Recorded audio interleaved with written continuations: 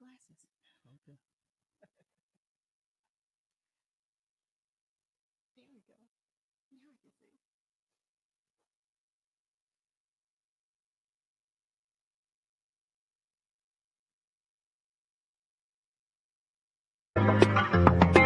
Truly, the real you loves you. Truly, the real you loves you. Truly, the real you loves you. Truly, the real you loves you. Truly.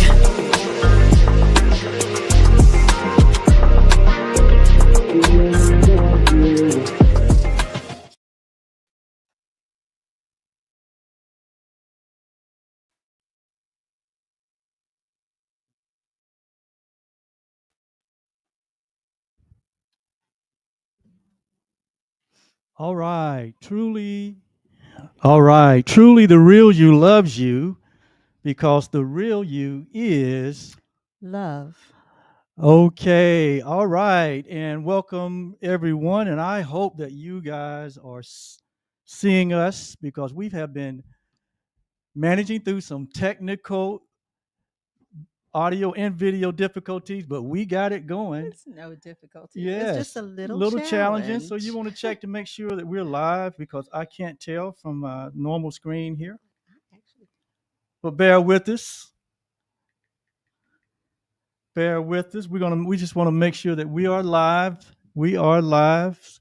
Uh, if you can hold on. actually use the comment field, and if you're out there listening, you put something in the chat, or you're gonna log I on, am. and I am too. You are live. Chris say we are live. All right. All right. Well, thank you, and welcome everyone to tonight's episode of Truly Live with your co-host Oliver and Yolanda Blue, and we're so delighted, excited uh, to be back in these digital streets, and just so happy to, uh, we're just so happy to just be back, doing what we love, and that is adding value to the communities that we serve, building goodwill, sharing, inspired information that hopefully bring about transformation and empower those listeners to live their best life. And most of all, we come here to share a whole lot of love, right? Yes. Okay, there. Hold on. Right. So yes, we're back. If you're wondering where have we been as far as the Truly Live show, we have, we've been here, and but we have not been broadcasting after. But after 8 months of being off the live circuit, we are back with an all new season and an all new ad. We got what? We got a brand new attitude. Always. We got brand new attitudes, and we have somewhat the same purpose, but we are going to be really using this platform moving forward to bring pretty much not teachings, but bring expert resources to our community uh, to help you to educate, expand your understanding, your awareness. We're going to be going into so many different areas, be it personal, be it professional. But we're going to bring the experts because we realize that we don't know it all, and that we are And in, we don't have to and we know it don't all. have to know it all. But we know that we are in partnership with some great people who uh, have already gone before us and have become experts at what they do. And so this season 4 will primarily be about bringing expert knowledge and wisdom to our community. And tonight we're going to start out with a bang by uh, bringing you someone that we hold dear in our heart and that we have been in partnership with for years. In fact, we were on the college campus together. I was on the campus, I think, for a couple of years with him, and I know you probably was on campus Yes. 3 years with Chris. Yeah. And so we're sporting the red tonight because Chris, The red and white. the red and white, because Chris and Yolanda and I are all Winston-Salem State University grad, and we're proud to be Rams. SU. SU, yes. So sit back for the next hour and relax and enjoy. And we're not going to delay too long, but we're going to bring Chris on. And see if I could. I would feel a lot better, but we're just going to have to roll with it. So I'm going to go ahead without any further delay, and we're going to bring Chris onto the stage. And there he is. Greetings. Hello, Hello, Chris. How is everybody? We are wonderful. We hope you are. All right, I'll do this, sweetheart. Okay, there you go. Yes, we're wonderful. So happy to have you here. And we just thank you for being available for our community. And we're just excited, because we know you've been really putting in the work to bring forth this this new project that you completed a few months back that eventually led to the publication of your first best-selling book, and now you become a best-selling author, and we're so proud of you, my friend. Why, thank you. And thanks for having me back. I'm glad to be back, Yolanda and Oliver. But yeah, just been kind of pacing myself over the last few months as we worked on this project. It's a culmination of the work I've done in this industry over the past 2+ decades. Yeah, go ahead, Chris. Yeah, it's the book is a culmination of some work I've done over the last 2 decades, and just pulling from my experience in the tax industry. We oversee thousands of tax returns annually. And so we have an opportunity to see the good, the bad, and the ugly, and how some people do it right and how some people are doing it wrong. Mm-hmm. And I just wanted to put this out there in our community and help us to get on the right track and understand where we are, and make sure that we, after knowing where we are, where we need to move, which direction we need to move in. Outstanding. Well, how about I go ahead and do Chris's official introduction? How about that? Yep. All right. So Chris Wilson, our dear friend and alumni brother, is a tax practitioner and entrepreneur who spent, as he said, over 20 years helping people make sense of their personal finances. As the CEO of Wilson Enterprises Inc., he runs 14 H&R Block offices across North Carolina and Virginia, serving thousands of clients every year. Prior to starting his own business, Chris spent 15 years at GlaxoSmithKline and worked at Bristol-Myers Squibb and Ashland Oil. A graduate of Winston-Salem State University with a degree in business and accounting, he's passionate about breaking down complex financial concepts. Chris serves on the Winston-Salem State University Foundation Board and enjoys life in Durham, North Carolina with his beautiful wife, Gwen. Hi, Gwen. His mission is straightforward: to make financial understanding accessible and empower people to take control of their financial future. Welcome, Chris. Why, thank you. Thank you. Wow, thank you. What a journey. And tonight we're going to get into talking about your journey from your humble beginnings, right, into a very successful businessman, and very, very successful not only in your business professional life but also in your personal life. And again, I want to really apologize to the audience. We are have been experiencing some audio challenges, and so we finally, hopefully, got the best view that we can show you tonight. That's up here right now, but without, hopefully, we can at some point spotlight Chris. But just bear with us. We have been out of the game for a minute, and but hell, what's most important here is the content that Chris is going to share with us tonight. So, with that being said, Chris, Yes. what inspired you? Well, let's Yeah. start off with the title of his book. Yes, Okay. yes. So, how to make your nest egg last a lifetime is the title of Chris's book, and my question is, what motivated you to stop doing tax and all the other things that you do to find time to write such an in-depth book that is really created to help, and it is and is going to help so many people, not only in our generation but in the generations to come. Where did the motivation come from? So first of all, I didn't stop doing anything. So I just had to fit it in. I'm an early riser. I'm a morning person.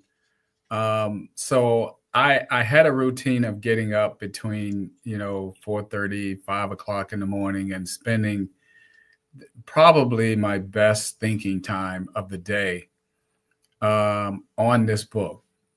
And I'd spend a few hours a week during that time. Nobody's calling me at 4 o'clock in the morning or 5 o'clock in the morning. And so you can get a lot done during that time. And as I said earlier, it is my best, my peak brain time or peak thinking time. At least it is for me.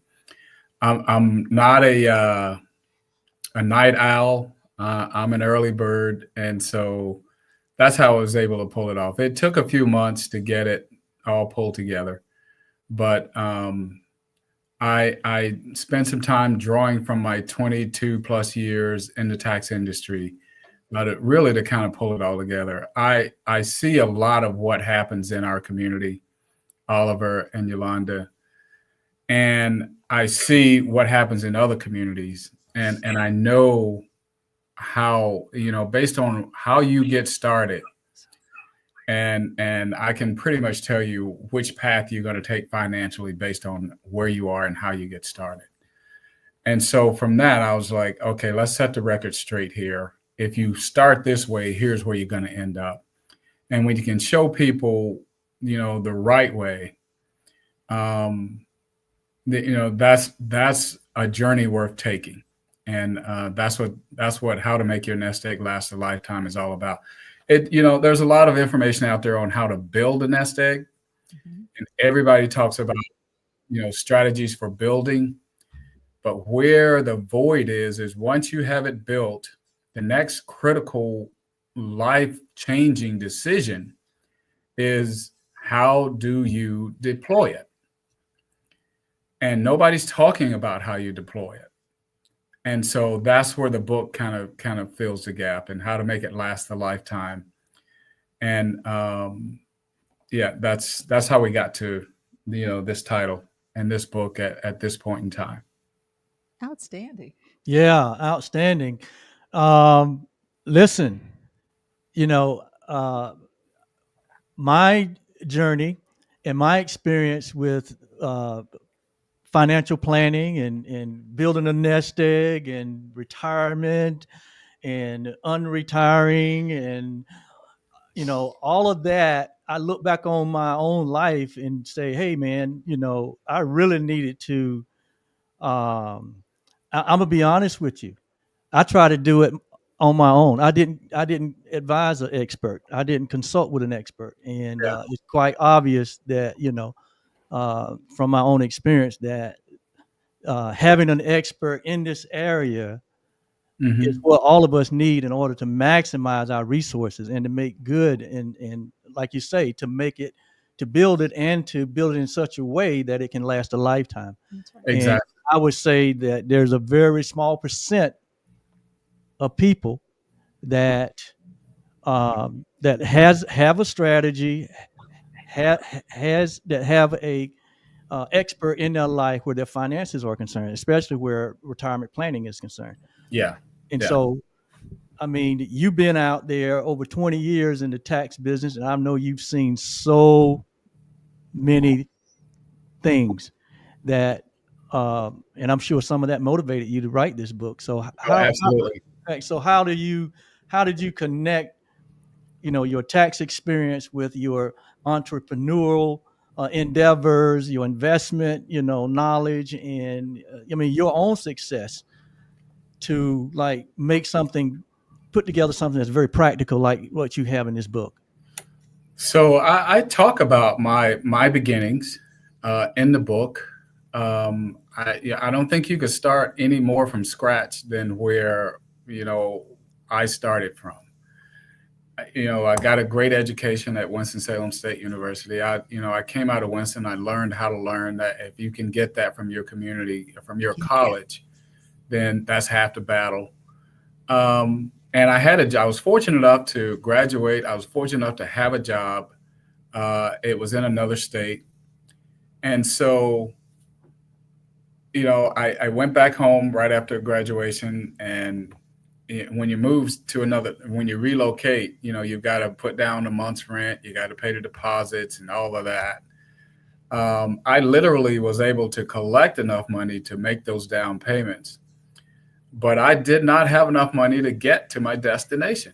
Yeah. I had a car, and we're in North Carolina. The job is in Kentucky. Me and a friend and a college roommate of mine, we both had jobs at the same company.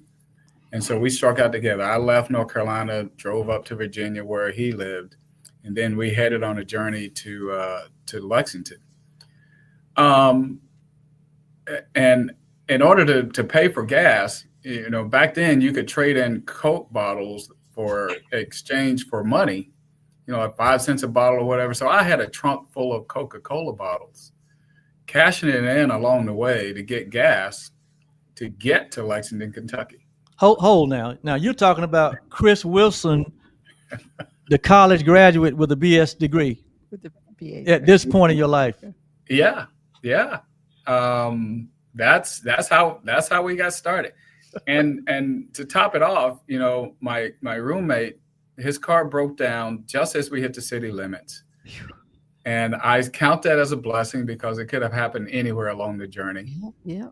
And then on top of that, on the first day on the job, we had to go to HR and ask for an advance on the first week's pay. Wow. So you couldn't have started from any more scratch than where we were. Zero. You were behind scratch. Yeah. And so, that was our humble beginning. We rented an apartment, and I was there for 3 years. My classmate is actually still in Kentucky. Okay. That's where he took his first job. He's not still at the same job, but he still is in the same area. So he spent his entire career there in that community. And I ended up moving on to Indiana for 3 years and then back to North Carolina, where I've been for the balance of my career. But the humble beginnings for sure. Very brave beginnings because, a lot of people don't like to venture out and would have used all of those things that you had to work through, would have used those as signs that they shouldn't go. But it appears as though you weren't intimidated because you went with all that extra weight with the Coke bottles in the back of in the trunk of your car. Yeah. And so instead of being discouraged, you're like, well, I'm just going to do what I need to do in order to get where I want to go. Yeah. So and to top it all off, this is the mid 80s. And if you remember, and we ended up buying a duplex during that time. And you wouldn't believe what the interest rates were at that point in time. I remember. You remember 18%, Yes. 18% interest. I remember this was doing Reaganomics. Yes. Yeah. And 18% mortgage is what we had. And so now, everybody's looking at 6-7%. It's like, yeah, that's too much. But there were some tax advantages then. You could write it off at that point in time. But yeah, we didn't know any better. We were out of college. That was an opportunity to buy a duplex. We pooled our funds, and we were able to pull it off. And didn't know that 18% was an outrageous amount to be paying for mortgage interest. Yeah. But yeah. Sometimes ignorance is bliss. But very, very seldom ignorance is bliss. Right. But yeah, but we were, we became owners, property owners. At one point, we lived in one side of the duplex and rented the other out. That helped out quite a bit. And then when I got married, my wife and I lived in part of it, and then Rodney had to go and find some other housing because his part was rented out, and so yeah, that's kind of our story from the beginning. Yeah. Wow. Yeah. So now here I can't believe we hadn't heard this story before. No, I know. And now here we are, what 30, 40 years later? Oh, well, I'm telling his age now. Yeah, 40 plus years later. Yeah. That's right. And you've taken all of that experience from being in tax, owning 14 H&R Block locations, franchises, and being an investor yourself, having a financial plan that you started at some point in your career. And somewhere along the way, you learn through not only your own practical experience, but through, I'm sure, through getting guidance from other experts. So tell us how, that journey now is reflected in your book. Okay. One of the things that I did early out of college and in Lexington, Kentucky, was to participate and start an investment club in the community. And in hindsight, it was probably one of the better things that I could have done at that point in time. Not knowing a whole lot about investing. It's not a conversation we had at the dinner table growing up when I was a kid. So didn't have any kind of background or basis. So it was all learning. We had to learn. And in hindsight, an investment club, if you don't know much about investing, an investment club is really an ideal way to kind of get your feet wet as it relates to investing. And let me tell you why that is. Number one, obviously you don't know a lot. Mm-hmm. And number two, you're not putting a lot of money at risk. So you're pooling your $25 or $50 or $100 with, 8 to 12 other people. And then you're coming together collectively and you're deciding which stocks or mutual funds that you're going to invest in. And that's a monthly meeting. Back in the 80s, it was a face-to-face meeting. Monthly we got together. So all of the club members were local.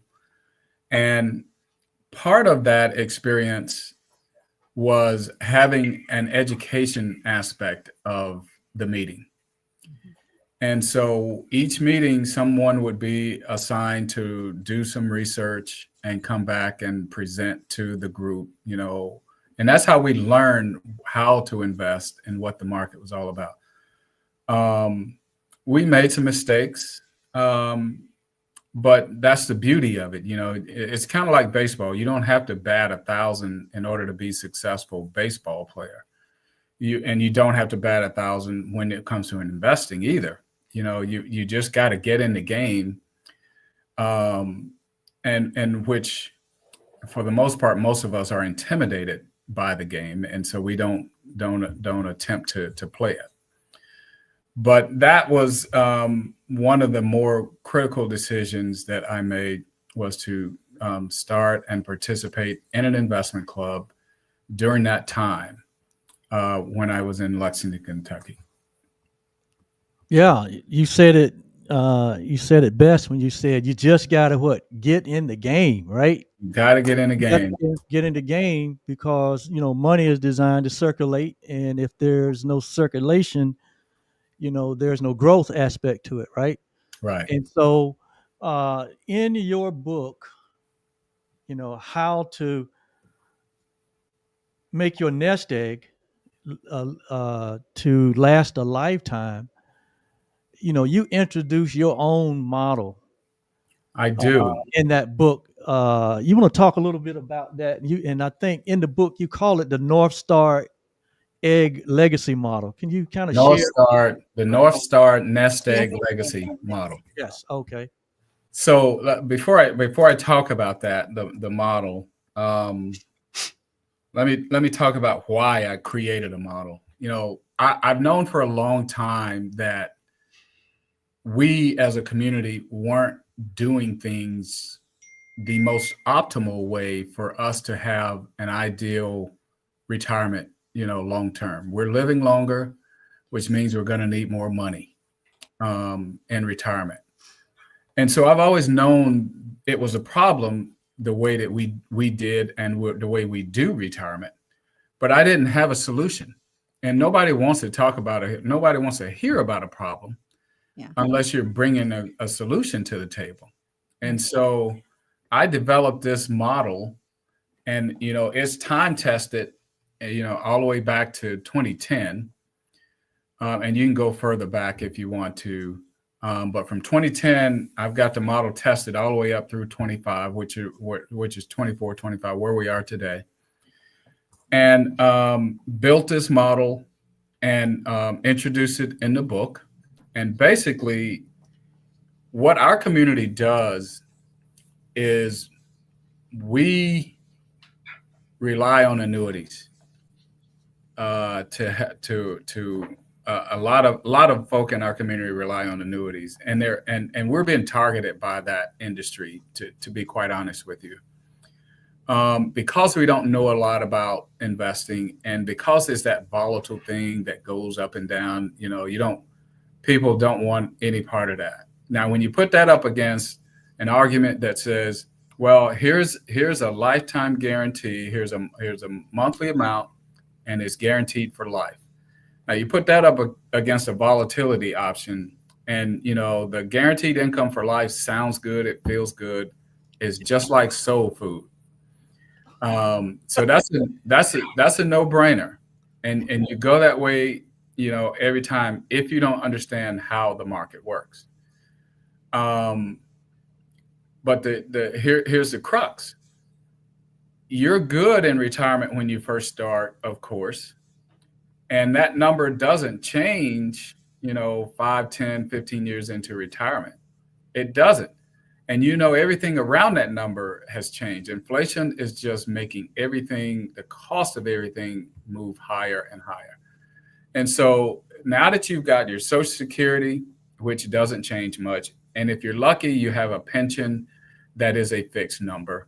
And then whatever you save through your 401k, if you decide to annuitize that, now you've got 3 legs of revenue streams that are you kind of chopped off and stunted their growth.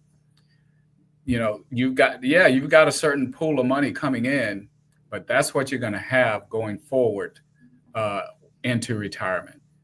And the problem is, you and your money can't retire at the same time. Somebody's got to keep working. And the model that I put together really is designed to protect the vast majority of what you've built through the 401k process, but also keep some exposure to the stock market, because that's the piece that's going to get you the growth that you need to offset inflation and to continue to draw down on your funds and use them in retirement, and also have the income keep pace with inflation. Wow. So preserving the principal is what you're talking about there, preserving your investment, right? Exactly. And then having a vehicle that continually to grow so that it outgrows the inflation rate, is what you're saying, right? Yeah, it keeps pace with inflation. You want to keep pace with or beat the inflation rate. And the other positive side of doing this or using this model, keeping control of your money, is that it will sustain you in retirement, and it is more money going forward than what you started with, even though you've been drawing down. And once you pass away, it is generational wealth for the next generation. Now, when you have an annuity, once you pass away, that money stays with the insurance company, and there's no opportunity there. When you pass away, Social Security stops. When you pass away, the pension stops. And if you annuitize your 401k, when you pass away, that's gone. And so that's where we are as a community. And that's why there's no generational wealth being turned over in our community. Every generation has to start over. And I see that in our community.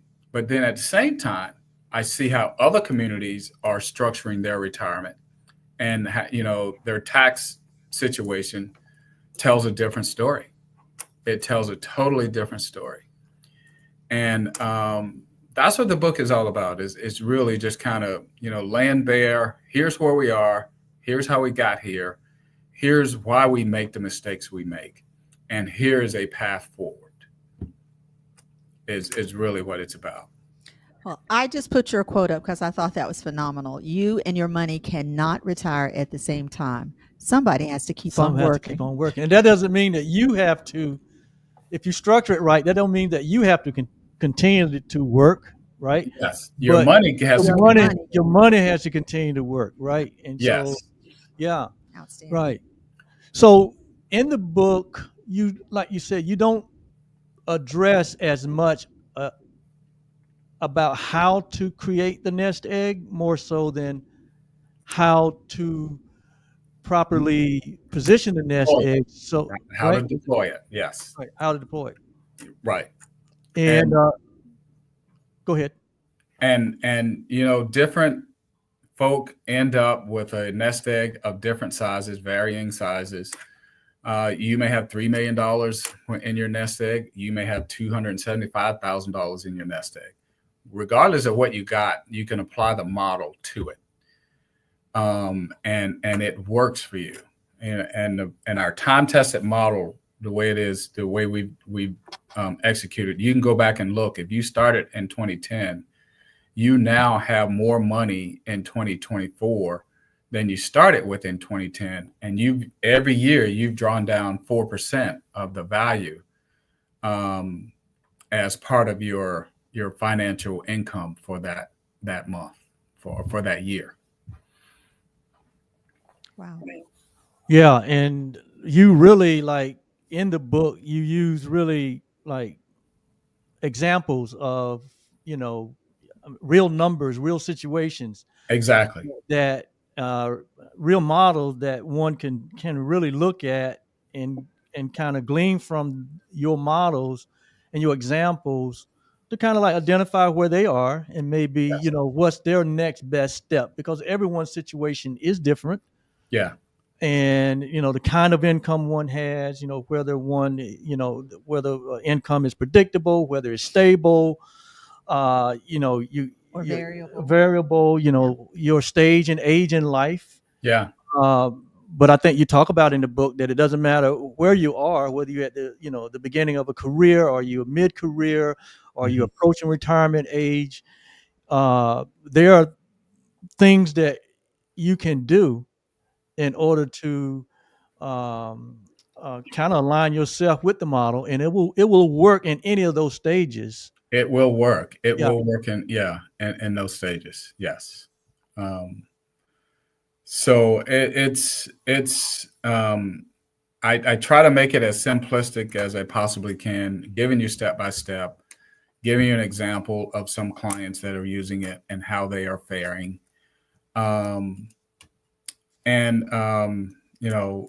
Also talking about how to start, how to open a brokerage account, what type of brokerage account to open up, Um, all of all of the things all of the questions you might have, I've tried to anticipate and answer in the book.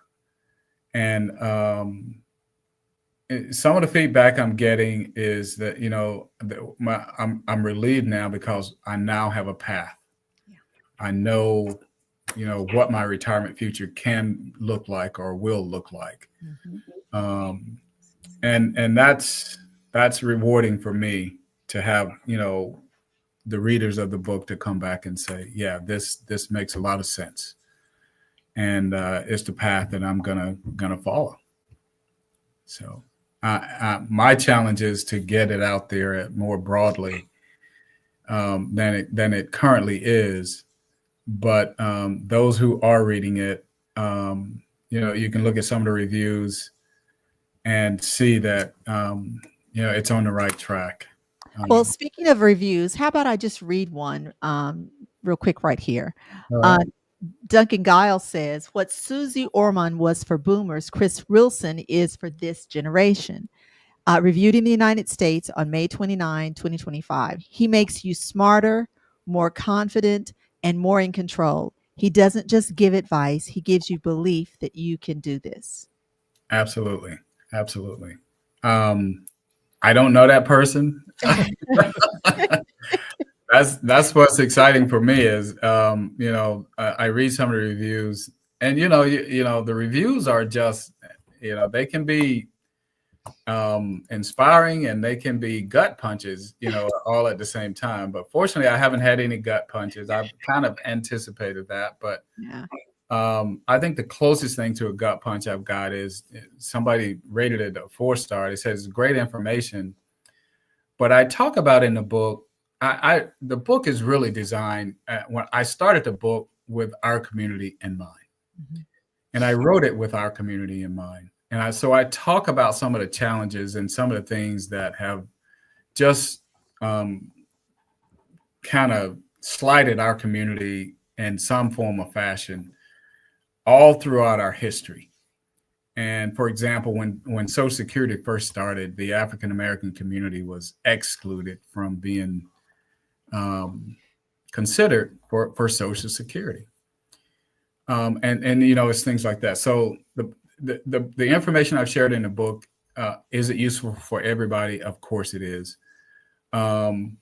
But I just kind of painted the picture around the African American community and the experience that we are having, because that's the audience that I see that is struggling with. We work hard in a career, and some people can do the right thing in building a 401k nest egg. But then if you don't deploy it the right way, your golden years are going to be challenging, and your golden years should be your best years. And so that's the arc I'm trying to bend, to help our community to understand we're afraid of the volatility, and we need to get comfortable with it because that's what's going to save us. Yes. Well, I think this is a great time to read this review. Tracy Baxter, she says, one of the most practical retirement books you'll ever read. She reviewed this. She's here in the United States on May 24th. She said, from understanding annuities to deploying a 401k, Wilson makes retirement planning refreshingly simple without dumbing anything down. His North Star Nest Egg Legacy model is a game changer, clear, effective, and repeatable. Those are all things that people that are working with success, that's what they're looking for: clear, effective, repeatable. Absolutely. Yeah. And I think she hit the nail on the head there, because that was the intent. That was really the intent for writing the book. Outstanding. Yeah. Well, if you're just joining us, we're here. This is Yolanda and Oliver Blue, and we're here with our relaunch of Truly Live. This is season 4, not 3, season 4. And episode 1, not 4. And episode 1. And we have with us our good friend, our classmate, Our fellow our Ram, fellow Ram. SU. Yes, yes. All right. None other than Chris Wilson, who's an entrepreneur, tax guru, investment uh, expert, and And friend to the Truly community. community, Yes, in that he yes, shares practical yes, tax advice, investment advice yes, with our community on a regular basis, and we greatly appreciate that. yes. And now he's given his skills over to becoming a best-selling author, and so we're here Yes. tonight discussing his recently uh, released book, uh, talking about you and how you can make your nest egg, right? How you can make your nest egg last a lifetime, because you don't want to run out of time. I mean, you don't want to run out of money before we run out of time, That's right. right? Absolutely. And the elephant in the room is we know a lot of Americans are struggling. Mhm. They might be asked, the question they may ask you, Chris, is, "Hey, I don't have money to invest. It takes all that I have to live. Mhm. So what? How do I change that situation? And what would be your response to that question?" So my response to that question would be, evaluate your spending. Mhm. Um, Starbucks takes in $2 billion a month. Now, just let that sink in. Starbucks takes in 2 billion, and you know what? Two That's down. B's. That's down for them, and they're struggling as a company. They're struggling. And he said 2 billion a month, Yes, not annually. and so if you evaluate your spending, you Mhm. would be surprised where you could find some extra dollars to put toward some investments. Look at the number of streaming apps or subscriptions that you're paying for.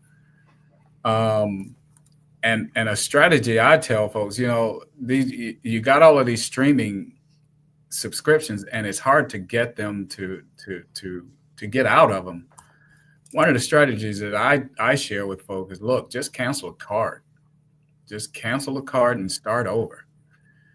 Get the card, get a new card with a new number. And if you got some fitness center that's giving you a hard time about getting out of that contract, or you got some streaming um, company that won't respond to the fact that you want to stop paying for it, just cancel a card, get a new one, and start over. Yeah. That's a surefire way to do it.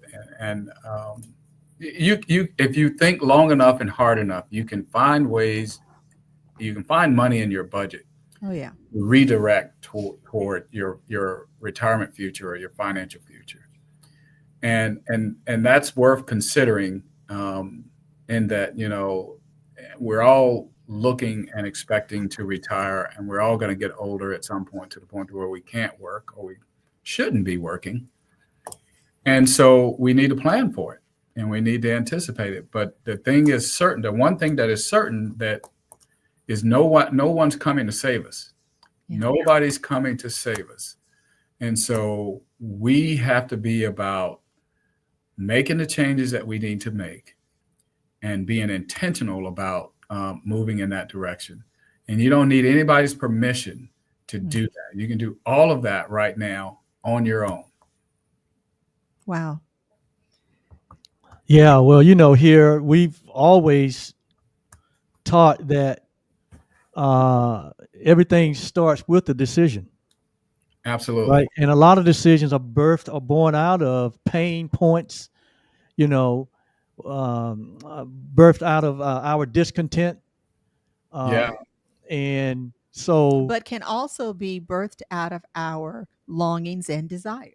absolutely. But regardless of the source of the desire or the source of the pain, all of it can be used to at least get us to pause momentarily, Yes. right? And just be real with ourselves Yeah. and say, if I continue on this path, I'm going to continue to get the same results. Yeah. And if I'm spending everything that I get and not investing some, then there is no expectation, right, for a legacy or abundance or growth in the method that I'm using. Mhm. And so at some point, whether through pain or through just desire, there has to be a decision made that this is not working. I need help. I need and that help a lot of times comes in the form of a mentor or a consultant or an expert, and we have to be willing to open ourselves up to that, right? That's right. And I know in my own personal experience, my pains have always come from not knowing. We Yeah. teach here that The most the most expensive expensive um, expenditure we have in life is not knowing, is not knowing. right? It's not the mortgage, it's not the taxes, it's not the house or the things that we buy, but it is not knowing, because even with having those possessions, that's not a guarantee, right, for financial freedom. That's right. But Right. it is not knowing how to, like in where you focus on, how to now deploy it once Yes. you've created it, right? So Yes. you're kind of niching your part of this whole financial process, and Exactly. and uh, and so we have people here that maybe that's already. I know in our community we have people listening that already retired. Yes. We have people that are on the verge of retiring. We Mhm. have people that have gotten out of retirement and have gone back to work. Mhm. We have those that are in mid-career situations where they've already started a family. Yeah. They're already bumping up against those big ticket items because Yes. kids are getting older. Yeah. With college tuition, automobiles, and all the big ticket items. Then Yeah. we have those that are maybe just starting that are listening. Yeah. And one strategy I do recommend, and I want to talk about and call out here, and I outline it in the book as well, is called the magic mortgage strategy. And if you're a young family, you're just getting started, and you're going to have a family with children, take a 30-year mortgage, but be intentional about paying it off in 15 years. And if you can, and the reason you want to take a 30-year mortgage instead of a 15-year mortgage is because you hit bumps in the road. Something's going to happen, and then if and when it does, you can revert back to the 30-year payment as opposed to the 15-year payment. And then when you get through that bump, revert back to the 15-year payment. And so by doing that, and if you're starting your family and you're starting a mortgage all at simultaneously, well, 15 years into paying for a house, well, guess what? Now you've got some 15-year-olds in your home and some 14 and maybe some 13-year-olds in your home.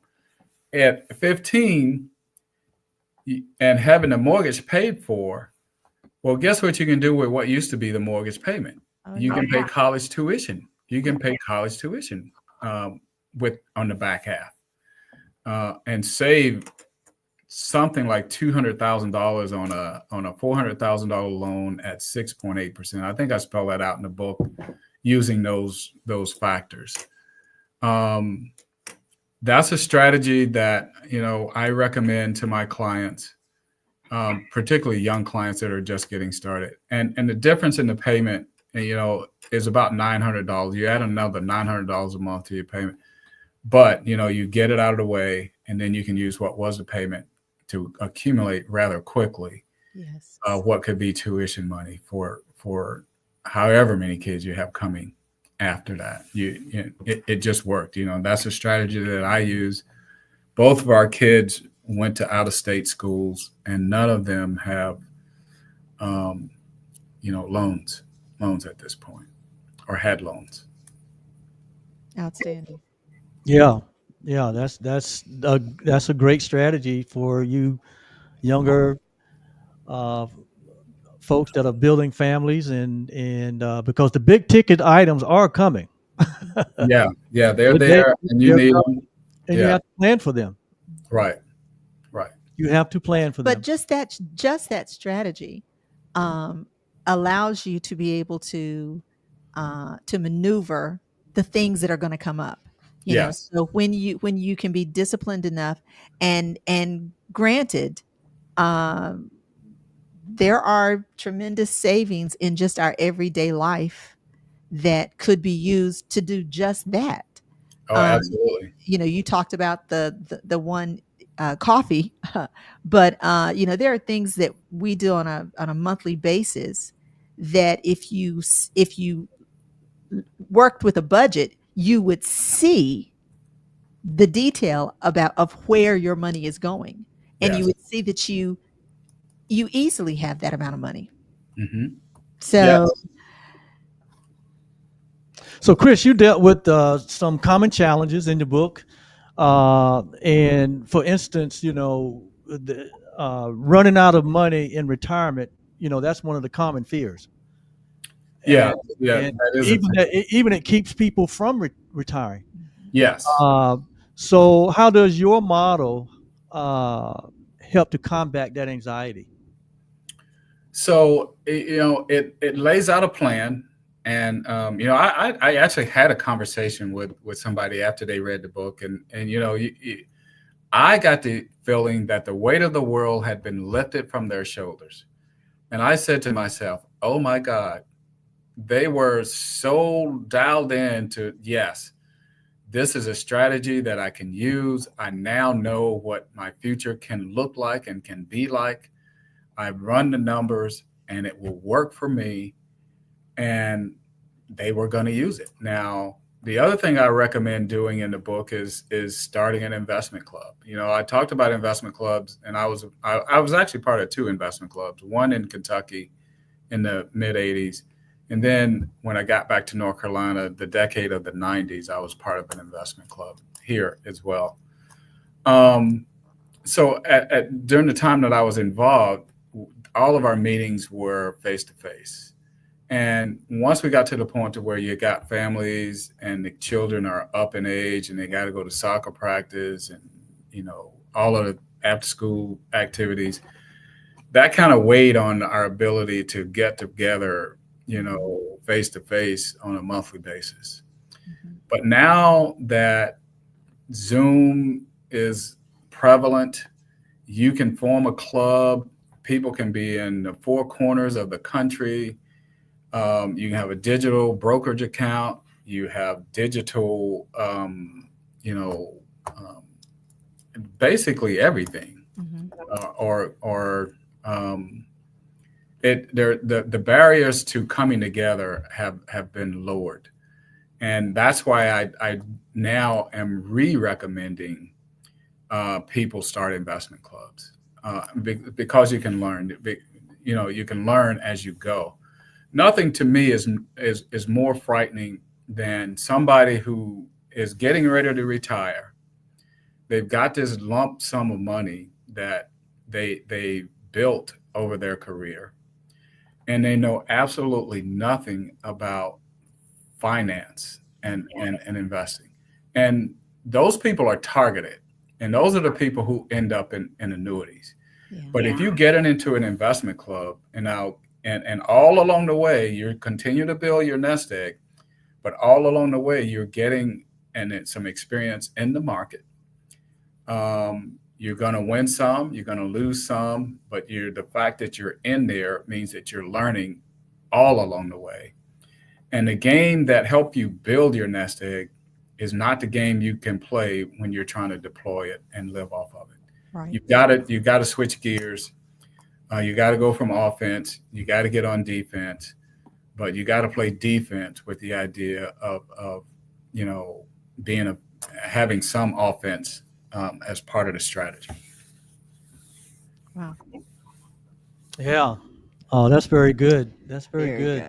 And we know we got listeners out there. If you're on any of the platforms that allows you to comment, you can use the comment field to maybe ask a question, make a comment, and if we have time, we'll acknowledge you.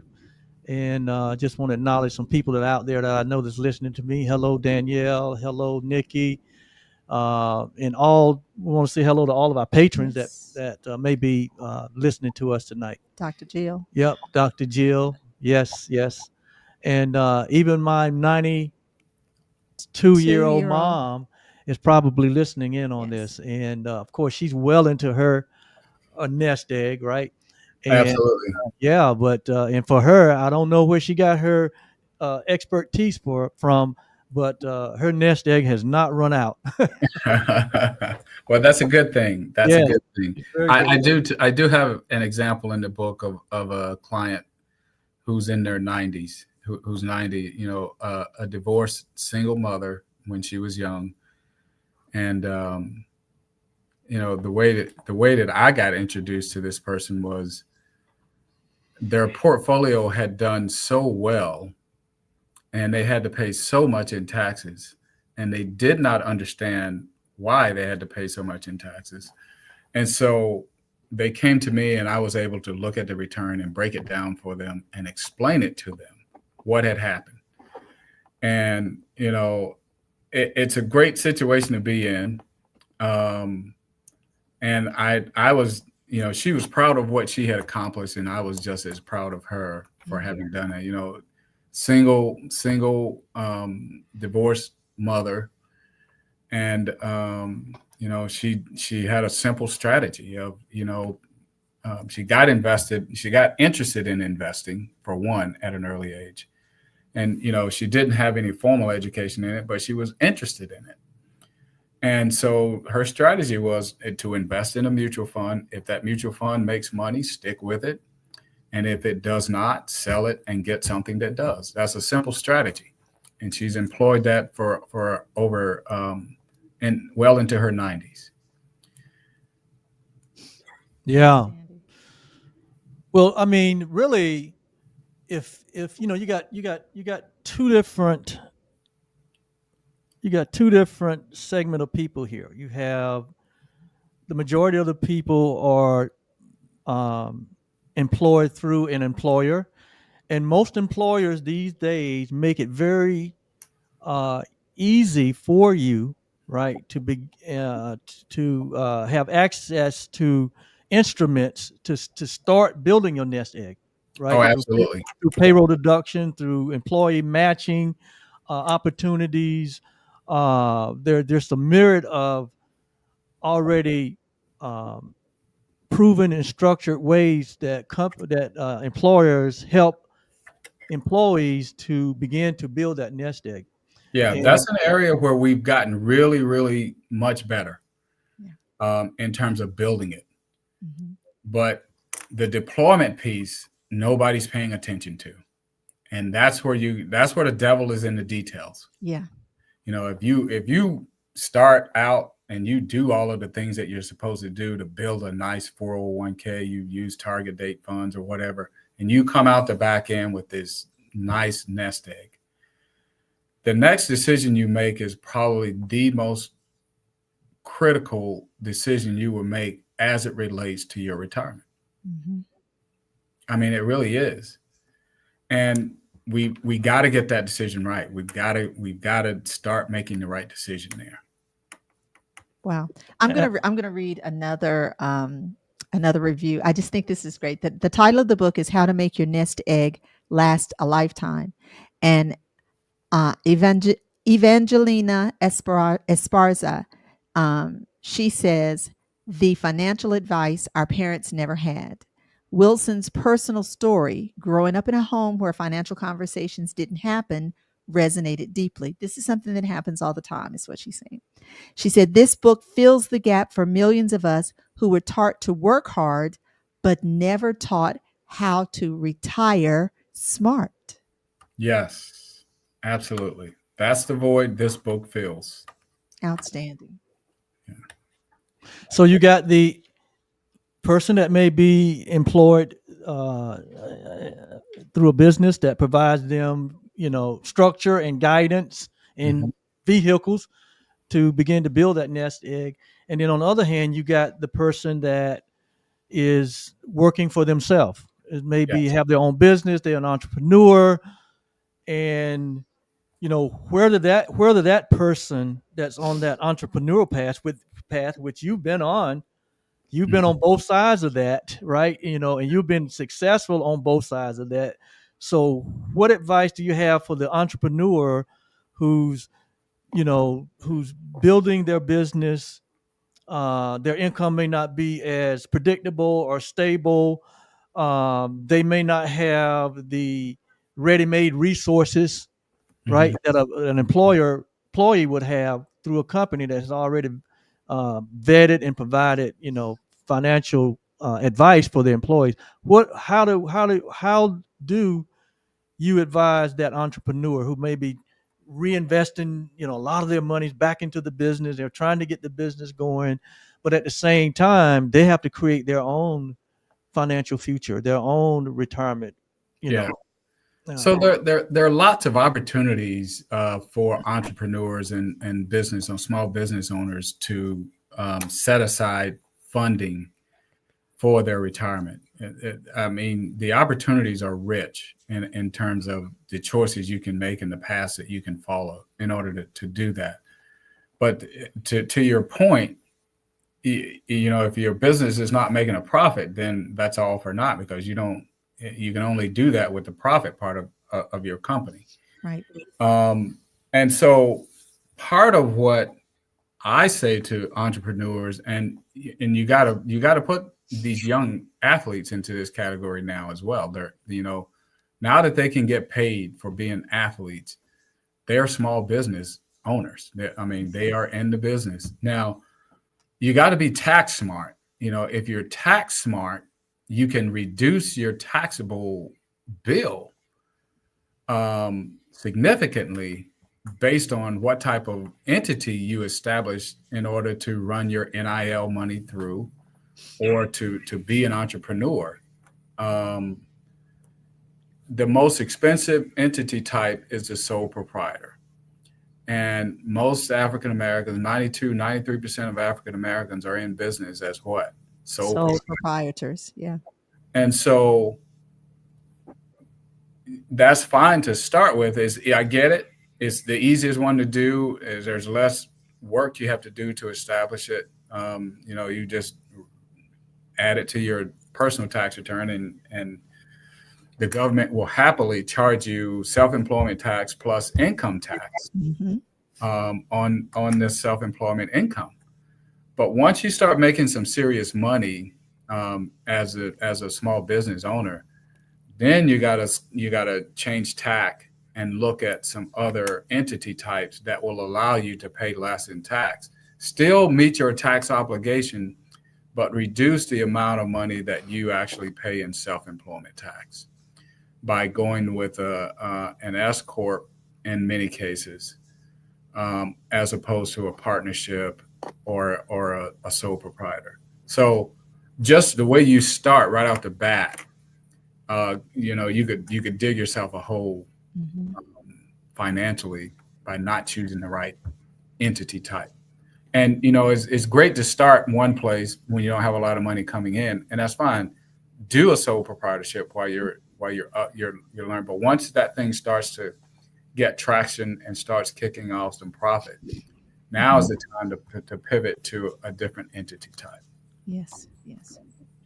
Wow. Well, listen, one of my favorite passages of scripture in the Bible is that we suffer needlessly because of lack of knowledge.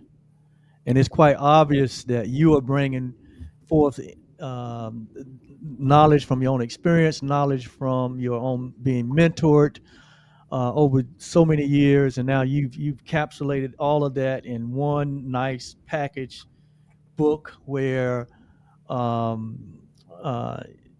any person can really become wise, right, by using the resource that you put together, and really have a plan for a lifelong retirement where the money doesn't run out, and where one can leave a legacy for a future, for yes, for their offspring.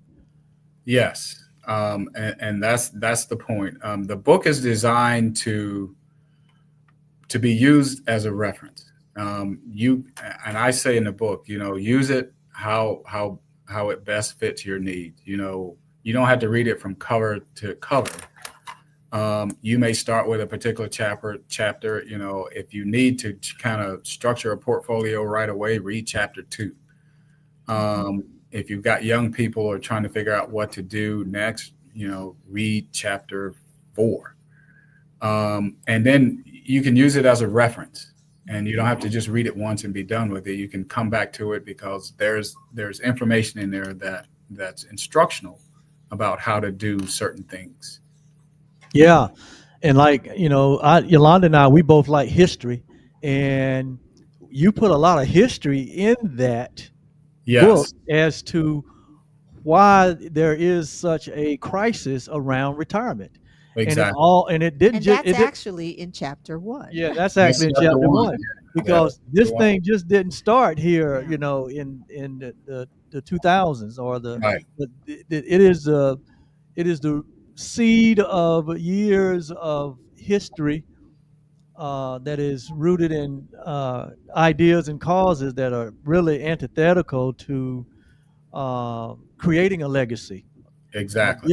building a nest egg, and not knowing how to, once you get it, to deploy it. And so I really enjoyed the historical part that you shared, Yeah. because it really helps you to make sense of how we got here, right? Exactly. Exactly. Some people don't like the history aspect of it. I say that's fine. Go straight to chapter 2, and get the nuggets out of there that you need, because that's where the rubber meets the road. But yeah, the chapter 1 puts some context around where we are and how we got here and why we need to move in a different Mhm. direction. Yeah. So, Chris, Yes. so in 30 seconds, what would you say? What's the first actionable step someone should take after reading your book? When I'm signing books for folks, the way I sign the book is I say read it, reflect upon it, react, and reap. Oh, wow. And then I sign my name. I'll say, Oliver, read, reflect, react, and reap. If you do that, then you're getting all of the benefit that I intended you to get as a result of reading this book. Wow. You're going to put that in the chat, right? Yeah, that was a good one. I was like, oh, wow. Well, Chris, we kind of extended our session here tonight because of the importance of what you have to share with us. Uh, you have really exemplified in your life the blessing, how blessed it is to give and to receive, Mhm. because you have certainly given a tremendous amount back. I've always known you to be a giver, back to the university, back to your community. You're a community person. You've always exercised that gift of giving, and you have given us so much.